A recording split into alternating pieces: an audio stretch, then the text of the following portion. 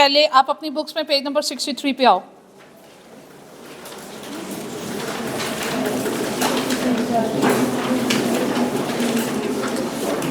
आप अपनी बुक्स में पेज नंबर 63 पे आओ और एग्जाम्पल नंबर 13 से पहले जो पैराग्राफ दिया हुआ इसको ज़रा गौर से पढ़िए और इसे डिस्कस करते हैं, फिर उसके बाद हम मूव करेंगे टुवर्ड्स कॉम्प्रिहेंसिव एग्जाम्पल नंबर 41। क्या लिखा है भाई स्टैंडर्ड में? कहता है, I am going to read it out, are you attentive? Okay. Each part of an item of PPE, each part, property plant and equipment के पार्ट्स की बात कर रहे हैं। वैसे अभी तक हमने प्लांट एंड मशीनरी पे अगर स्ट्रेट लाइन मेथड अडॉप्ट किया है तो उसके ईच पार्ट पे वही मेथड अडॉप्ट हुआ है। हम प्लांट एंड मशीनरी के कंपोनेंट्स को अलग अलग डील नहीं करते। ऐसा है क्या? हम प्रॉपर उसमें प्लांट एंड मशीनरी के ईच पार्ट, ईच कंपोनेंट को अलग टेंजिबल एसेट कंसिडर करते हुए सब पे डेप्रिसिएशन का अलग से मेथड अप्लाई करते हैं? नो। लेकिन ऐसा कब करना है वो आपको गाइड कर रहा है। ईच पार्ट ऑफ, पार्ट को स्पेसिफिकली हाईलाइट कीजिएगा। Each part of an item of property plant and equipment with a cost that is significant. अगर आपके ह्यूज नॉन करंट एसेट है, उसकी बहुत ज़्यादा वैल्यू है और उसके कंपोनेंट की कॉस्ट भी मटेरियल है, सिग्निफिकेंट है in relation to the total cost of the item, shall be depreciated separately।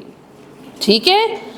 For example कहता है, एयरक्राफ्ट की एग्जाम्पल ले रहा है बेटे। Aircraft itself is a major non current asset, ठीक है? अब उसके कंपोनेंट्स की इंडिविजुअल जो कॉस्ट होती है वो भी मटेरियल होती है। तो कहता है उसके जो कंपोनेंट्स हैं, एयर फ्रेम है, उसका इंजन है, उसका एयरक्राफ्ट है, उसके ईच कंपोनेंट की डेप्रिसिएशन इंडिविजुअली चार्ज की जा सकती है।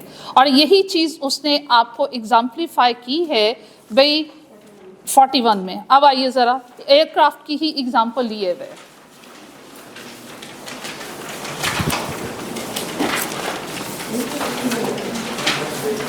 कॉम्प्रिहेंसिव एग्जाम्पल नंबर 41 की तरफ चलिए बेटे। रिक्वायरमेंट पहले पढ़ेंगे।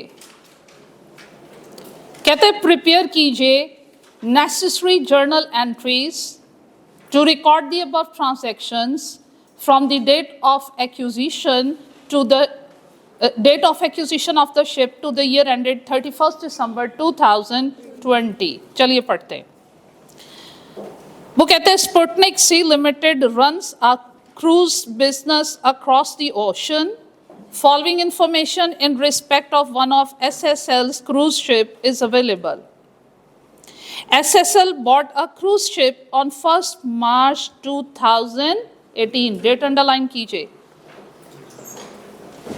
After completing all the required formalities, the ship was ready to sail from 1st April 2018.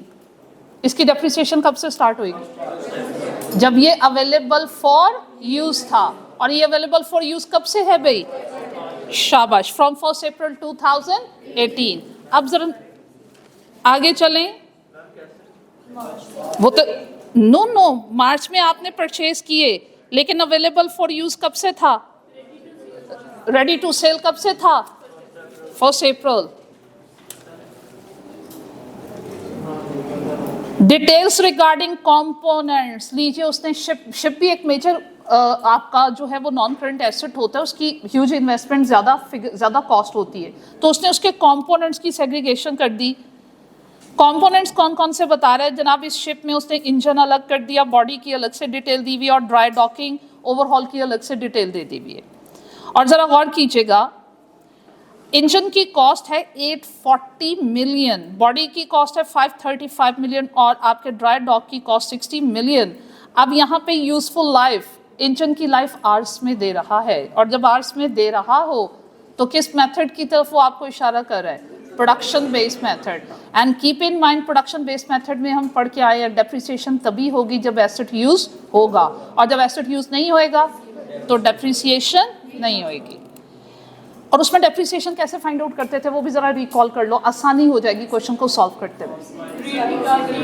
Cost minus scrap value divided by total units या आवर्स मल्टीप्लाइड बाय उस स्पेसिफिक ईयर जिसकी आपने डेप्रिसिएशन फाइंड आउट करनी है, उस specific years के hours या unit से मल्टीप्लाई करते थे। याद आ रहा है? ओके जी, आगे बढ़िए।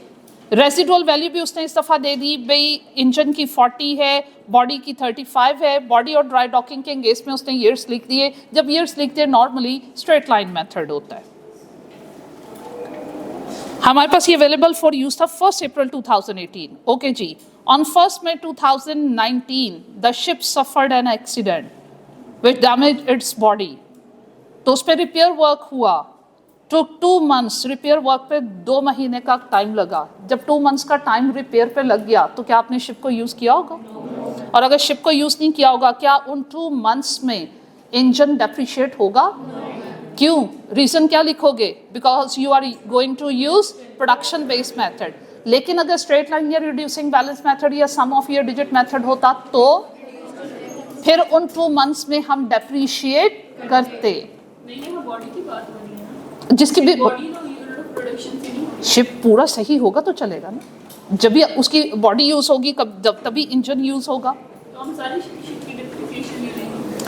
सारी की तब नहीं लेंगे अगर सब पे आपने प्रोडक्शन बेस्ड मेथड यूज किया।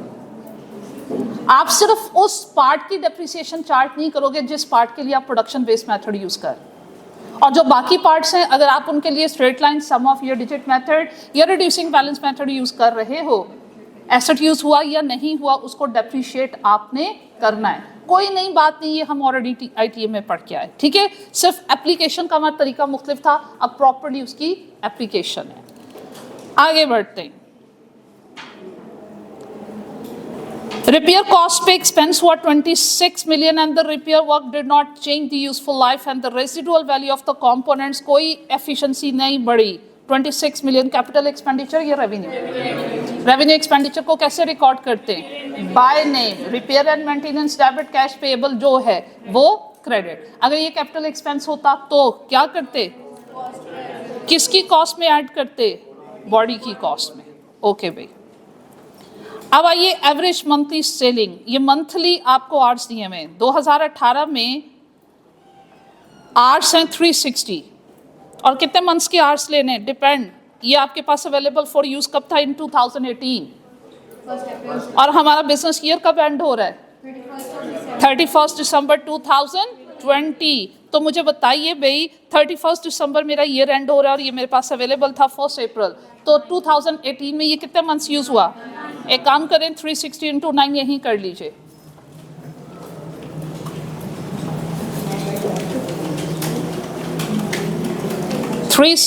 इंटू 9 जितना भी कितना आता है? 3240 लिख लीजिए। 2019 में आइए, पर मंथ आवर्स हैं, ये पर मंथ हैं 480। किससे मल्टीप्लाई करें 2019 में? शाबाश, 10 से, क्योंकि वो जो रिपेयर वर्क हुआ था वो 2019 में हुआ था। 360 को 9 का 12 पे नहीं करेंगे बेटे, वो पढ़ो, ऊपर क्या लिखा? एवरेज मंथली आवर्स है, ये मंथली इंफॉर्मेशन है, ऑलरेडी पर मंथ है, इसलिए 12 से डिवाइड करने की जरूरत नहीं है। ओके हो रहा है? बढ़े आगे, आगे चलते हैं। किधर गए भाई? 2019 में 480 को किससे मल्टीप्लाई करे हो? 10 से। क्यों भाई? 2 months रिपेयर वर्क हो रहा था। आगे बढ़िए। क्या हमने ये कोई एसेट सेल वेल किया है? ऐसा तो उसने कहीं जिक्र नहीं किया, तो इसका मतलब है कि 2020 में फुल ईयर यूज हुआ होगा, तो शुड बी मल्टीप्लाइड बाय 12। ये हमने क्यों फाइंड आउट किए भाई? क्योंकि इन्हीं की बेस पे स्पेसिफिक ईयर का डेप्रिसिएशन एक्सपेंस कैलकुलेट होगा। SSL uses revaluation model for the subsequent measurement. SSL accounts for revaluation on net replacement value method and transfer the maximum possible amount from the revaluation surplus to the retained earning on an annual basis. अब revaluation बेटा जी कब कब हुई है? 31 दिसंबर 2019 में जाके हुई है और फिर 31 दिसंबर 2020 में हुई है वो, और कितनी हुई है 1400 मिलियन और 1000 million. revalued amount are apportioned between the components, ये फर्स्ट टाइम आया। revalued amount are apportioned between the components on the basis of their net book value before revaluation। तो इसका मतलब है कि हमें भाई कुछ ऐसा इसका चार्ट बनाना पड़ेगा। मैं सॉल्व करती हूँ, आप सॉल्व करवाइएगा। देखो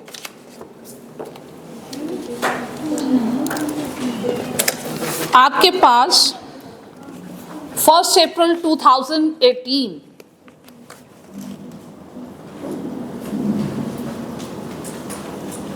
कौन कौन से कंपोनेंट्स आ रहे हैं भाई। 1 अप्रैल में आपके पास आया है इंजन,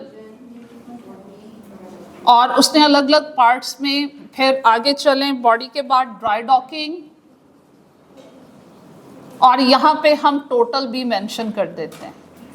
इनसे रेलिवेंट क्या क्या हमें इंफॉर्मेशन गिवन है। सबसे पहले इनकी कॉस्ट गिवन है, और वो कितनी है भाई 840, 530, 560। टोटल कीजिएगा बेटे 1435। चलें भाई, हम डेप्रिसिएशन का एक्सपेंस चार्ज करेंगे 31 दिसंबर 2018, और इसमें से माइनस करेंगे तो आपके पास क्या आएगी नेट बुक वैल्यू। कब की आएगी 31 दिसंबर 2018। फिर 31 दिसंबर 2019 में जाएंगे और उसका डेप्रिसिएशन एक्सपेंस फाइंड आउट करेंगे। फिर क्या करेंगे, आपके पास दोबारा से 31 दिसंबर 2019 की क्या आएगी नेट बुक वैल्यू। फिर 31 दिसंबर 2019 में ये क्या हुआ है रीवैल्यूड हुआ है, इसलिए उसका कंपैरिजन किसके साथ करेंगे फेयर वैल्यू के साथ। तो चलिए जनाब कैलकुलेटर्स पकड़िए। फर्स्ट ईयर की इंजन की आपने डेप्रिसिएशन एक्सपेंस को कैसे फाइंड आउट करना है भाई। 840 माइनस 40 इज इट, ठीक है भाई। डिवाइड किससे करें 50,000 आर से डिवाइड किया, मल्टीप्लाई किससे करोगे 3240। टेल मी फर्स्ट ईयर का डेप्रिसिएशन एक्सपेंस कितना आ रहा है 51.84। साथ ही इसकी बुक वैल्यू फाइंड आउट कर लीजिए।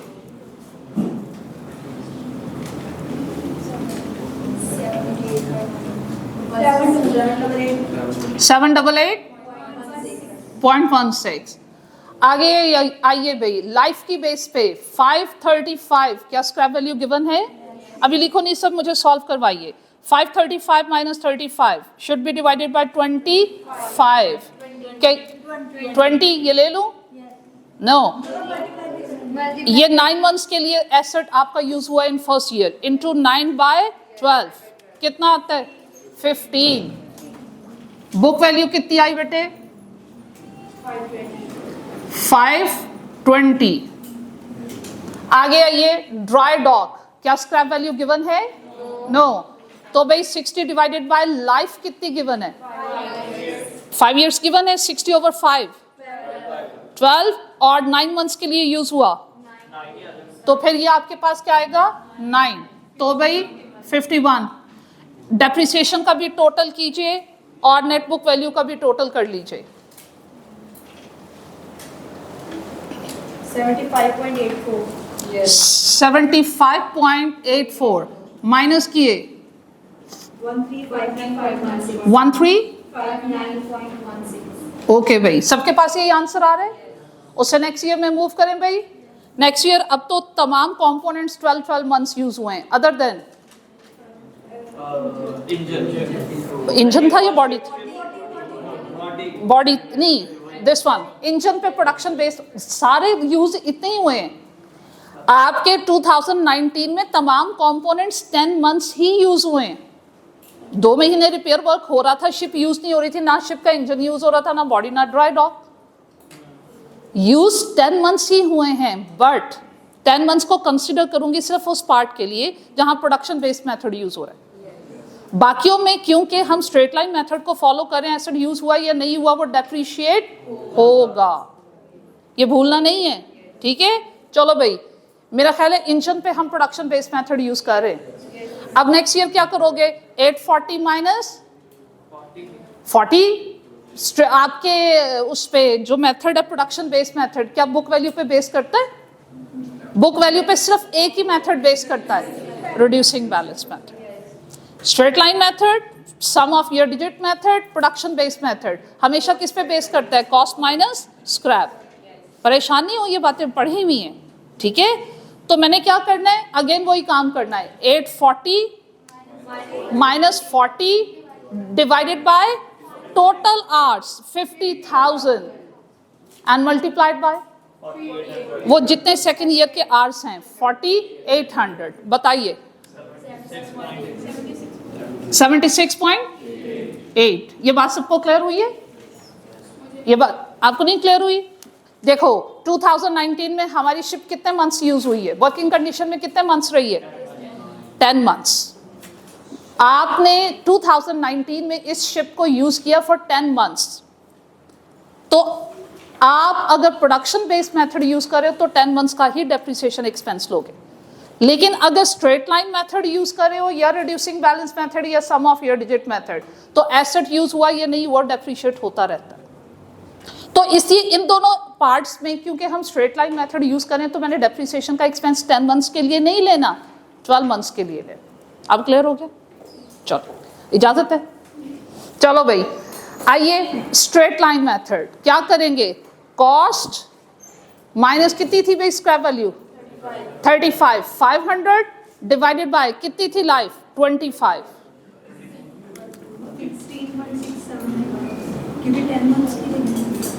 यही तो समझा रही हूं, स्ट्रेट लाइन मेथड है इसलिए 10 मंथ्स की नहीं लेनी है। स्ट्रेट लाइन मेथड है, 2 महीने एसेट यूज नहीं भी हुआ तो उसने डेप्रिशिएट होना है once it came into your possession और ये वर्किंग कंडीशन में आ गया। तो मैंने 10 मंथ्स की लेनी और वो कितनी बनती है? 20। आप सही कह रहे हो, एसेट हमने 10 मंथ्स ही यूज किया है, लेकिन डेप्रिसिएशन मैंने कितने मंथ्स की लेनी है? 12। कौन बताएगा? Reason is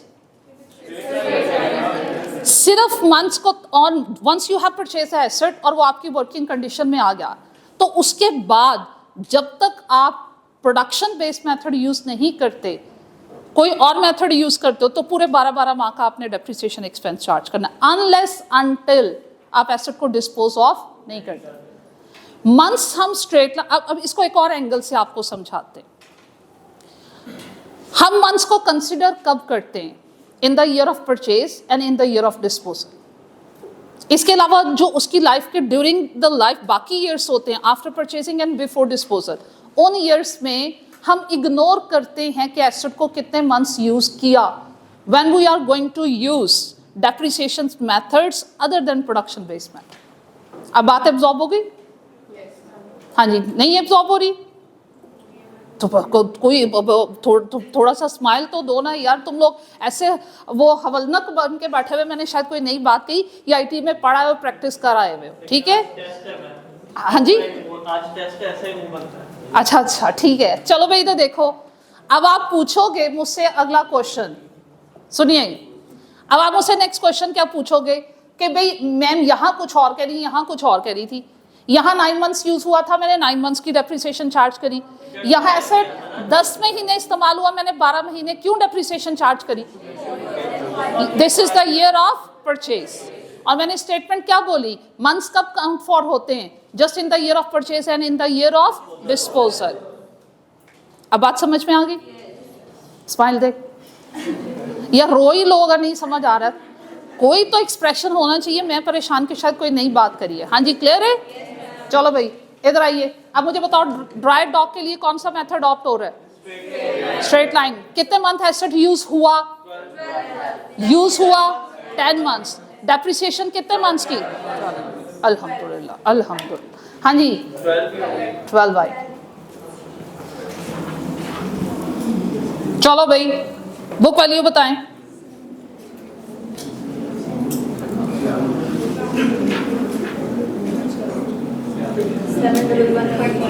$711.36। आगे बढ़ें। 500 जी बढ़ें। ये टोटल कितना?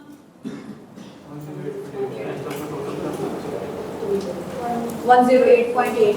किसका बता रहे हो? ओके भाई, बुक वैल्यू का टोटल बताएं।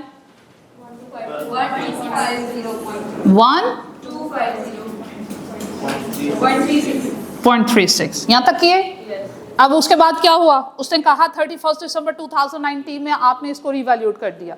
कितने में रिवैल्यूट हुआ? कहाँ जा रही वैल्यू? 1400। कंपैरिजन करें, ये मेरे पास क्या आ रहा है? सरप्लस। कितने का सरप्लस आ रहा है? 149.64। अच्छा जी, वो लाइन पढ़ो। ये जो रिवैल्यूड अमाउंट गिवन है तो पूरी शिप की गिवन है, कंपोनेंट की गिवन नहीं है। तो उसने कुछ कहा है? हाँ जी, उसने कहा है on the basis of book value before evaluation. चलें भाई, कैसे डिवाइड करें? ये रेशो कैसे बनाओगे बुक वैल्यू की? 711.36 individual book value over total book value, और मल्टीप्लाई उस अमाउंट से करते हैं जिसको डिवाइड करना होता है। ठीक है, चलो कीजिए। 796.49। आगे बढ़िए।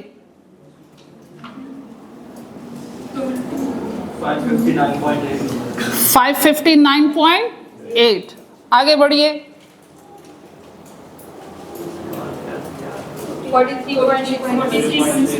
46 कर लूं?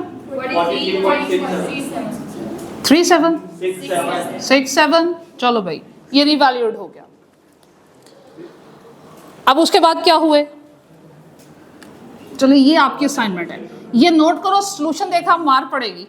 देखते हैं कितनी अंडरस्टैंडिंग हुई। अब 31 दिसंबर 2020 आएगा और उसका what you have to calculate. अब ऑनवर्ड जब डेप्रिसिएशन एक्सपेंस फाइंड आउट करते हैं तो कौन सी अमाउंट पे कैलकुलेट करोगे? Fair value should be divided by remaining life. जरा करके दिखाओ, पहले इतना नोट करो। चलो भाई, ना नोट करें, मुझे पिक्चर ले लें और मुझे जरा 2020 का डेप्रिसिएशन एक्सपेंस कैलकुलेट करके दीजिए।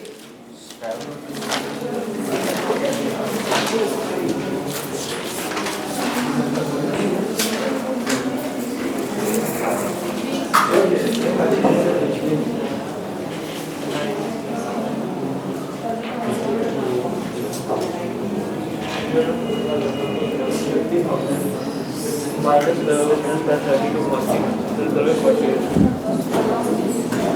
तो ये इसका आ गया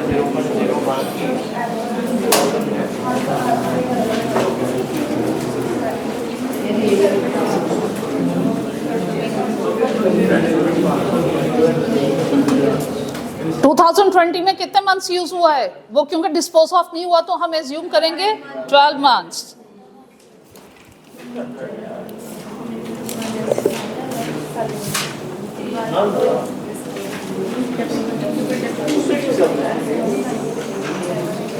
एक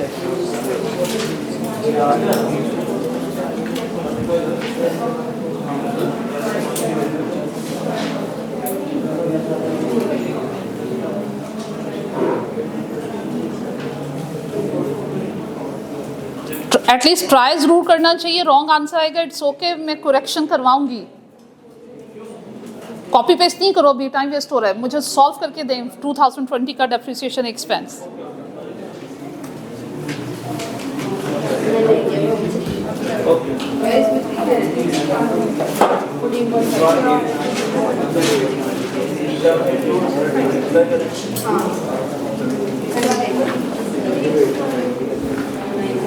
तो मेरे को 136 का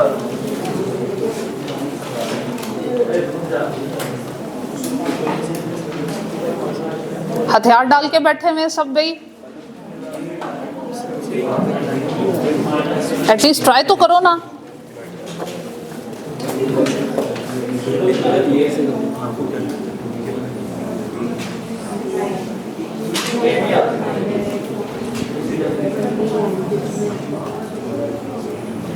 अब 2020 के डेप्रिसिएशन एक्सपेंस के लिए वैल्यू कौन सी बेस बनाई है भाई? Fair value. ठीक है, अब ये देखो, परेशान हो थोड़ी सी हेल्प कर देते क्योंकि मैंने क्लास का टाइम वेस्ट नहीं करना। ये देखो, अच्छा ठीक है, ये देखो हम क्या करेंगे, फेयर वैल्यू 796.49, क्या इसकी स्क्रैप वैल्यू है? कितनी है? 40। मैंने कहा डिवाइड किससे करना? Remaining life. Production based method में लाइफ को कभी यूनिट्स में बताएगा, कभी आवर्स में बताएगा। और पूरी लाइफ के आवर्स कितने थे? तो जितने आवर्स यूटिलाइज हो चुके बेटे वो माइनस कर दो। पहले साल कितने यूटिलाइज हुए? 3240। दूसरे साल कितने यूटिलाइज हो गए? 4800। ये बात समझ में आई? अच्छा, इसको मल्टीप्लाई भी किसी से करना है। जिस ईयर का डेप्रिसिएशन एक्सपेंस फाइंड आउट करने जा रहे हो उस ईयर के आर से मल्टीप्लाई, और वो कितने? 7200। क्या आंसर आता है?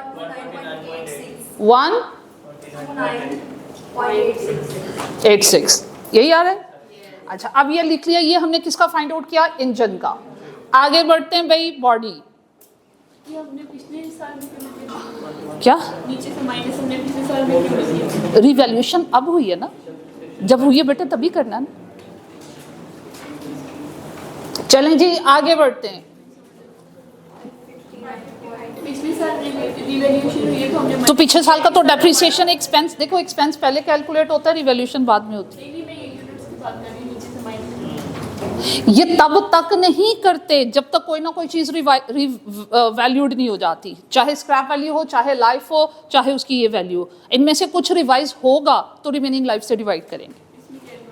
इसमें वैल्यू ठीक है, कोई एक चीज का रिवाइज होना जरूरी है ना, या वैल्यू रिवाइज हो जाए, या स्क्रैप वैल्यू रिवाइज हो जाए, या लाइफ रिवाइज हो जाए। इनमें से जब भी कोई चीज रिवाइज होगी फिर न्यू वैल्यू की बेस पे हमें डेप्रिसिएशन एक्सपेंस फाइंड आउट करना पड़ता है, इसलिए रिमेनिंग लाइफ से डिवाइड करते हैं। अदरवाइज स्ट्रेट जिस तरह नॉर्मली क्वेश्चन सॉल्व होता है वैसे करेंगे, टोटल लाइफ की बेस पे। क्लियर हो गया बेटे? चलें भाई आइएगा, नेक्स्ट एसेट है आपके पास 535। मुझे इसका वैल्यू बताइएगा। जी फिर अच्छा, ये रीवैल्यूड हो चुका, सॉरी 559.8। कितनी स्क्रैप वैल्यू? 35। अब इसकी रिमेनिंग लाइफ कैसे निकालें? ये टोटल लाइफ कितनी थी इसकी? 25। कितना माइनस करोगे? 2 नहीं करना। ये 12 मंथ्स है और यहाँ कितने मंथ्स हैं? मंथ्स को ईयर्स में कन्वर्ट कर लेते हैं। इसका मतलब पहले साल 0.75 ईयर यूज हुआ है, दूसरा पूरा साल इस्तेमाल हुआ है। कितना यूज हो चुका? 1.75। ठीक है, अब बताओ।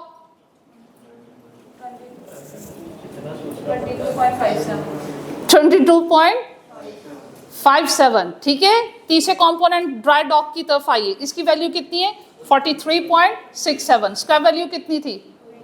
इसकी नहीं है। ओके, ये भी कितने मंथ्स यूज हो चुका है? हाँ, ये भी 9 और 12 डेप्रिशिएट हो चुका है 1.75। इसकी कितनी लाइफ है? 5 इयर्स है। ठीक है, 12 आ रहा है। 13.43। ठीक है, अब आप एक काम करें, इसको यहाँ लिखें, नई बुक वैल्यू फाइंड आउट कीजिए और ये दोबारा से रीवैल्यूड हो रहा है। ज़रा एक साल नेक्स्ट सॉल्व करो, सोल्यूशन नहीं है। चलें इंडिविजुअल बेसिस पे करें, मैं व्हाइट बोर्ड पे बुलवाती हूँ।